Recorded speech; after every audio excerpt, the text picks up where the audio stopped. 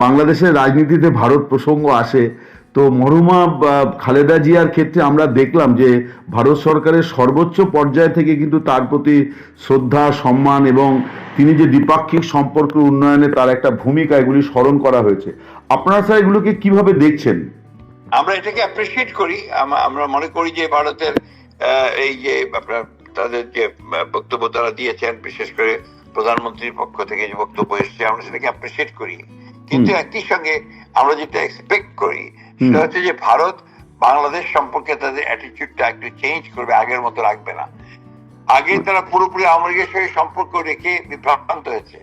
তাদের সম্পর্ক তৈরি করতে হবে বাংলাদেশের মানুষের সঙ্গে, এবং বাংলাদেশের সমস্যাগুলো কি, জনগণের সমস্যা কি, সেগুলো তাদেরকে বুঝতে হবে।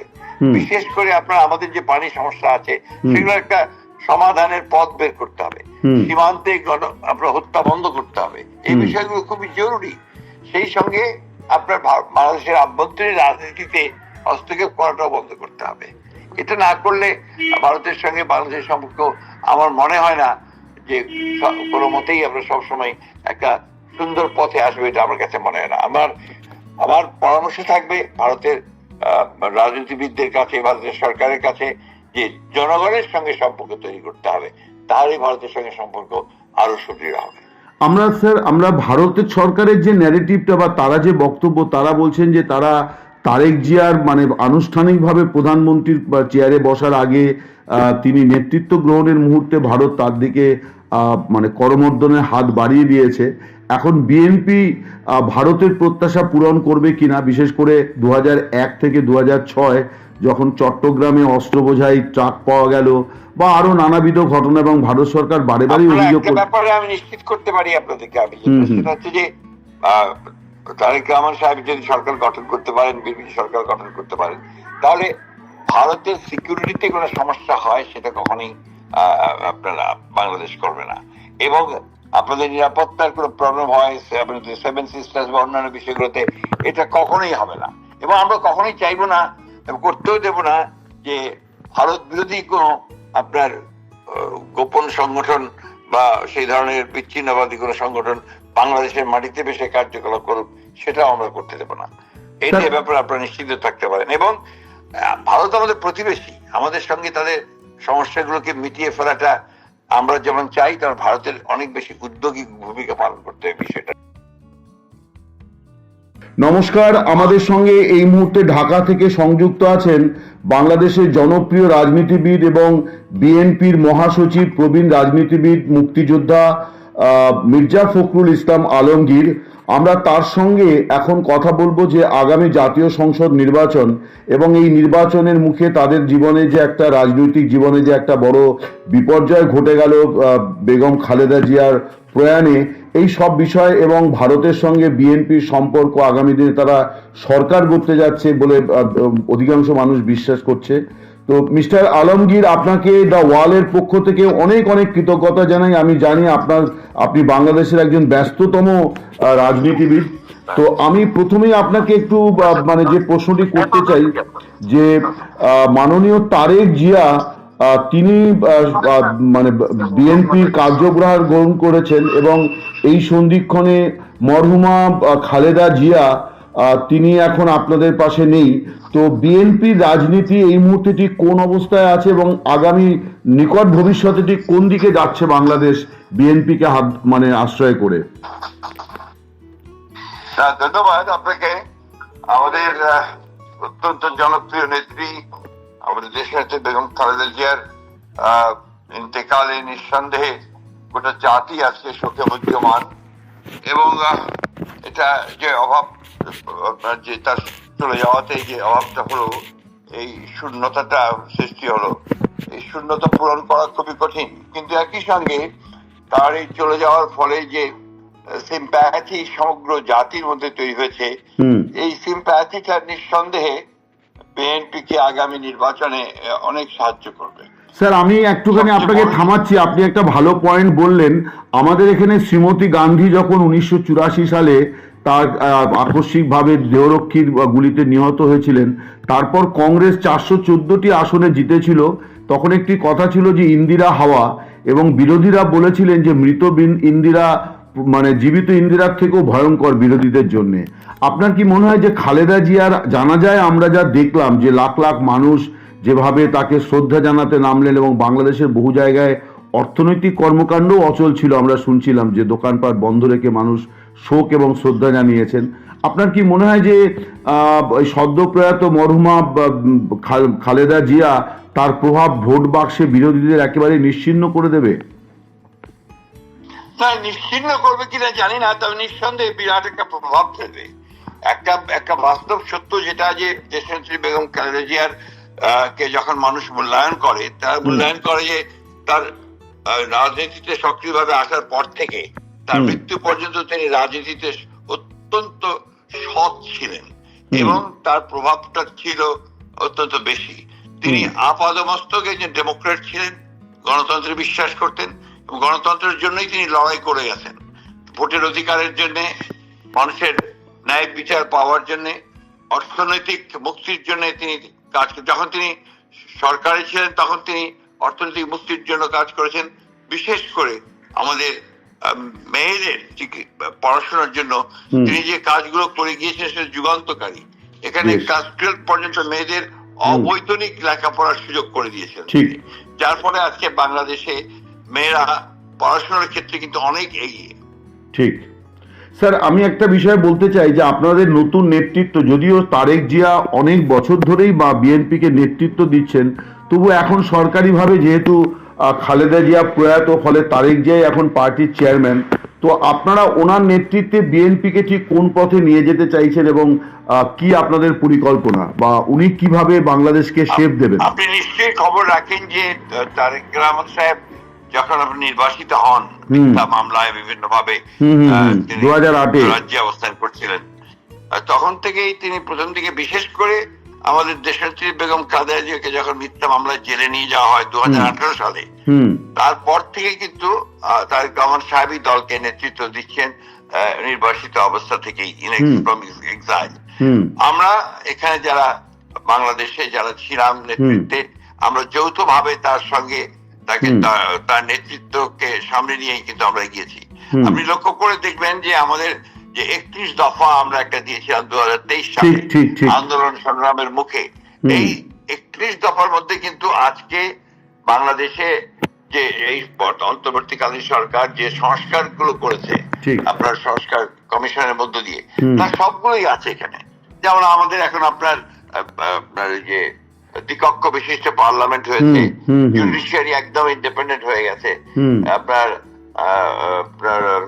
প্রধানমন্ত্রী 2 টার্মের বেশি নির্বাচিত হতে পারবেন না, এবং অন্যান্য অনেকগুলো আপনার রাজনৈতিক বিষয়, সাংবিধানিক বিষয়ে নিষ্পত্তি হয়েছে, এবং সেগুলো সমস্ত দলগুলোর সঙ্গে দীর্ঘ আলোচনা করে করা হয়েছে।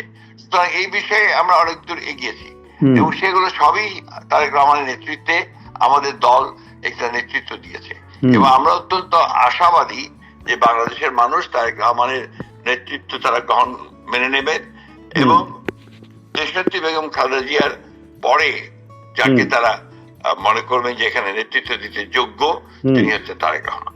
এটা আমরা নিশ্চিত। স্যার, আমি আরেকটি প্রশ্ন করছি যে আপনারা অন্তর্বর্তী সরকার যখন দায়িত্ব নিল তার পরেই বলেছিলেন যে পরবর্তী মানে নির্বাচনটি দ্রুত হোক এবং আপনারা জাতীয় সরকার গঠনেও আপনাদের কোনো আপত্তি নেই।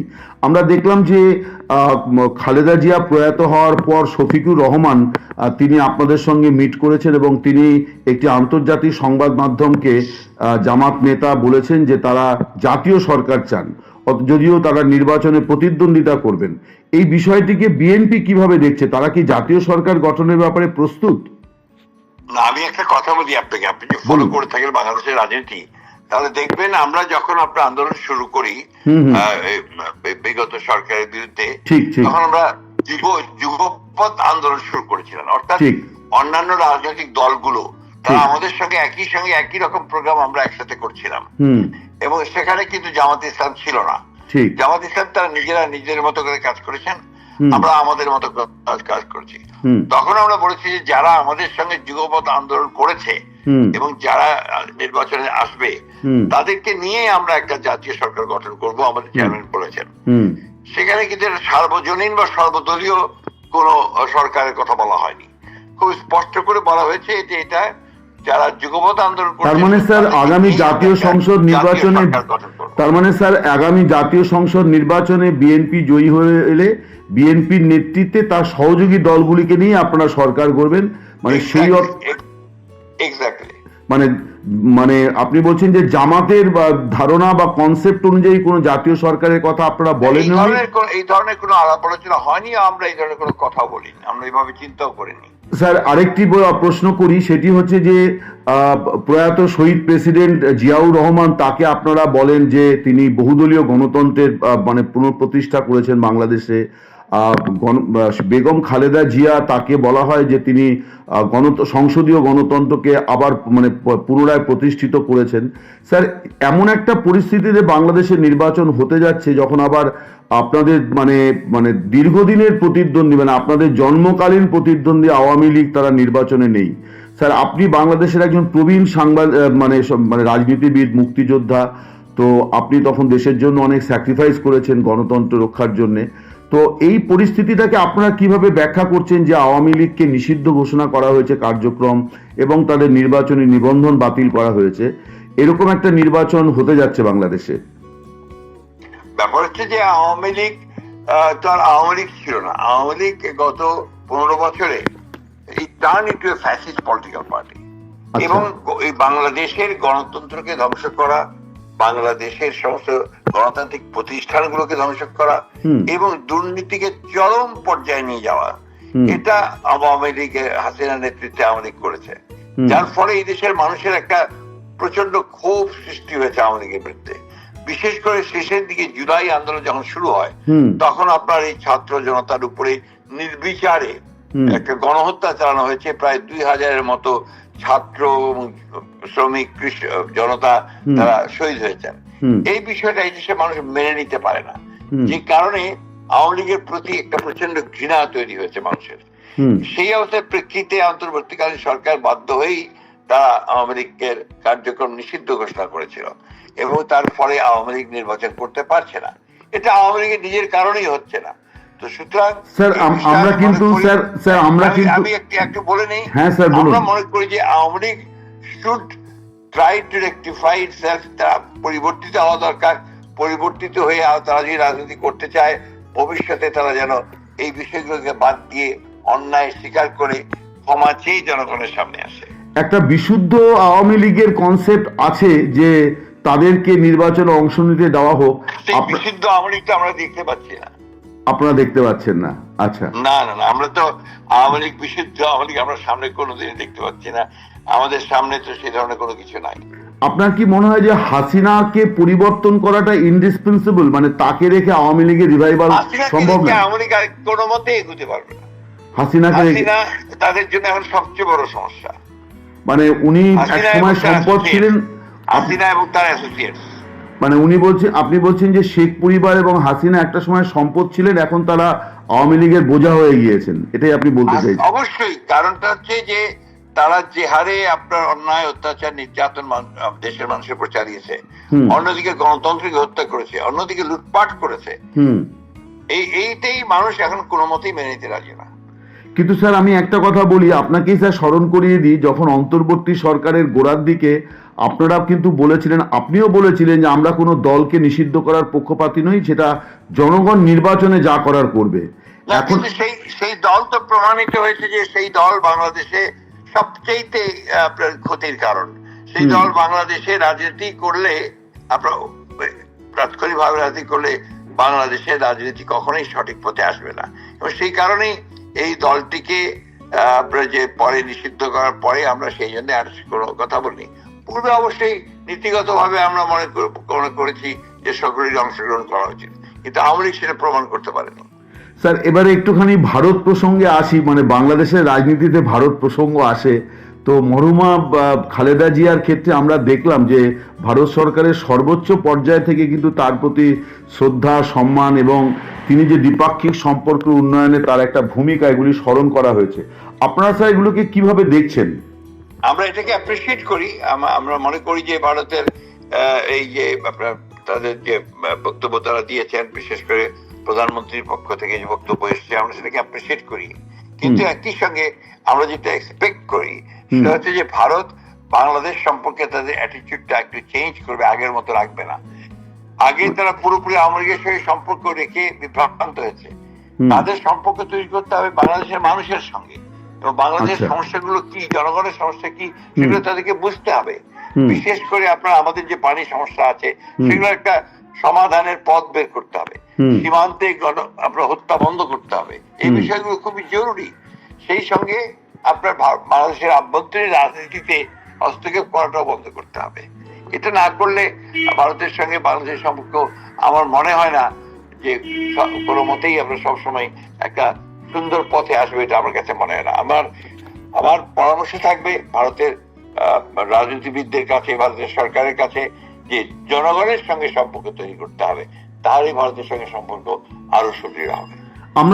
আমরা ভারতের সরকারের যে ন্যারেটিভটা বা তারা যে বক্তব্য, তারা বলছেন যে তারা তারেক জিয়ার মানে আনুষ্ঠানিকভাবে প্রধানমন্ত্রীর চেয়ারে বসার আগে তিনি নেতৃত্ব গ্রহণের মুহূর্তে ভারত তার দিকে মানে করমর্দনের হাত বাড়িয়ে দিয়েছে।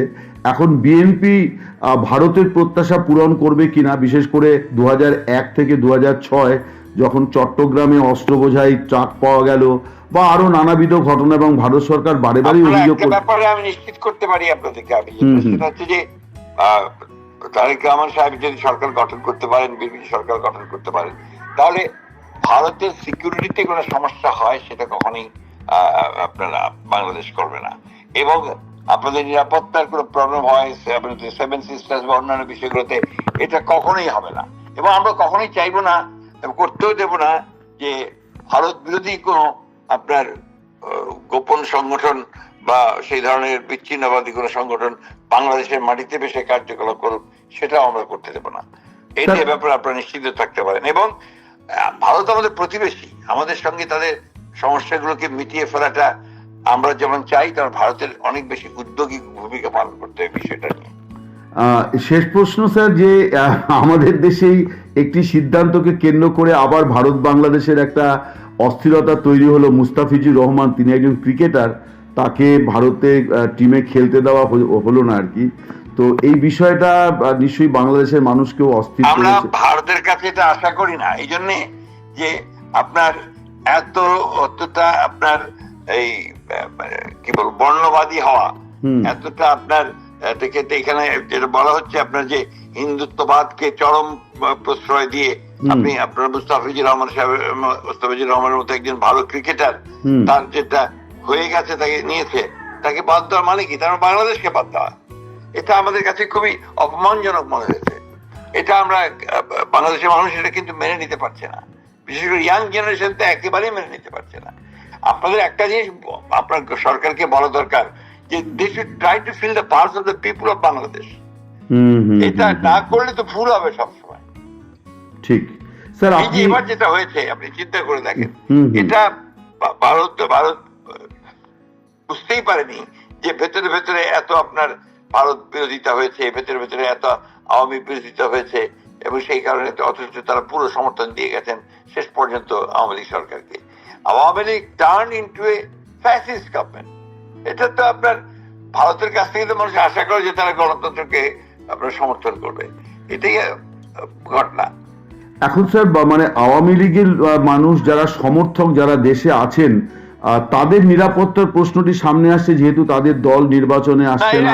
এখন পর্যন্ত তারা তো নিরাপদেই আছেন। মাঝখানে কতগুলো ঘটনা ঘটেছে যেগুলোর জন্য আপনার আবার অবিশ্বাস তৈরি হয়েছে একটু। এই যে আপনার আমাদের উসমান হাদির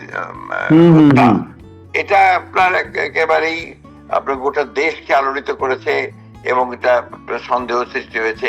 যেমন আপনার ভারতে বসে হাসিনা আপনার বক্তব্য রাখেন, তিনি ইউটিউবে কথা বলছেন, ফেসবুকে কথা বলছেন, যেটা বাংলাদেশে আপনার অস্থিরতা সৃষ্টি করছে, উস্কানি দিচ্ছে, সন্ত্রাসের দিকে উস্কানি দিচ্ছে। এটা তো মেনে নেওয়া যায় না। এটা ভারত সরকার উচিত এটা বন্ধ করা। কিন্তু আরেকটা প্রশ্ন, যে ওনার যে সাজা যেটা হয়েছে সেটা নিয়ে অনেক বিতর্ক আছে। আপনারা যখন সরকার গড়বেন তখন কি উনি যাতে ন্যায় বিচার পান সেটাও কি আপনারা এনশিওর করবেন? না, ন্যায় বিচার তো হয়েছে। আমরা এটাকে এই বিচারকে তো আমরা সবসময় বলেছি যে এটা আপনার সবাই এসে দেখতে পারে, তারা প্রকাশ্য বিচার করেছে, ন্যায় বিচারের প্রশ্ন উঠেছে। আপনার এখানে ন্যায় বিচার হয়নি এ কথা কিন্তু বাংলাদেশে কেউ বলেনি, নোবডি, এবং বাইরেও কেউ বলেনি ন্যায় বিচার হয়নি। ঠিক। একদম সঠিকভাবে বিচার হয়েছে, এবং উনি যে অপরাধ করেছেন সেই অপরাধগুলোর তো আরো বেশি আপনার ঘটনা আছে, আরো অনেক। আমি চিন্তা করতে হবে যে 15 বছর ধরে এই যে এনফোর্স ডিসঅ্যাপিয়ারেন্স, গুম খুন ধরা, এটা বাংলাদেশে কোনোদিন ছিল না। সি ইন্ট্রোডিউসড ইট, তিনি আমাদের বড় বড় নেতাদেরকে পর্যন্ত গুম করে ফেলতেছেন এখানে, ইলিয়াস আলী, পারভেজ, তারপরে আমাদের কমিশনার চৌধুরী আলম, এদেরকে গুম করে ফেলেছেন। প্রায় 1700 নেতা কর্মীকে গুম করা হয়েছে। এটাকে আপনি কোন দৃষ্টিতে দেখবেন? উনার প্রতি সহানুভূতির তো কোনো কারণ নেই। She should be tried. মানবাধিকার মানে মানব, যেটাকে আমরা বলি যে আপনার হিউম্যান রাইটস এর ভায়োলেশন চরম পর্যায়ে করেছেন উনি।